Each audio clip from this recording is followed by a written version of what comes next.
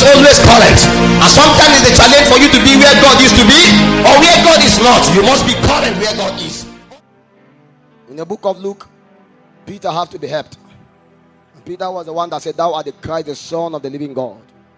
But we saw that by the time you begin to go downward, the discourse there was that they mentioned Elijah, they mentioned one of the prophets.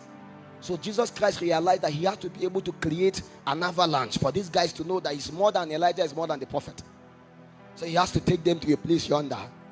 Because downward, he now took them to a place and they began to pray again. And while they began to pray, the people they spoke about have to visit him. They have to visit him to transfer their possibility as which was celebrated upon the face of the earth. Because the recognition of Jesus was not a portion because these men have not given him the right hand of fellowship in the spirit. So he has to strike a chord in the spirit to receive the utterance that come from that realm of immortals. An acknowledgement and being popular among the immortals so that he can be given a voice among them.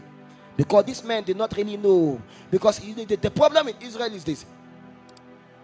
They took Moses as their God. And anybody that does not believe in Moses, to them is not born again.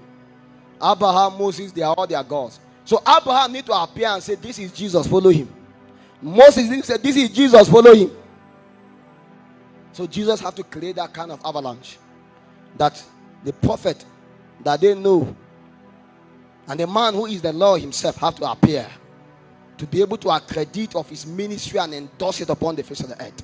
But for him to be able to create that system of endorsement, he has to pray sufficiently well beyond the measure he used to do before. And that is to let us understand from that scripture that the way of encounters is the way of prayer. He didn't talk so much. He took them yonder and he began to pray.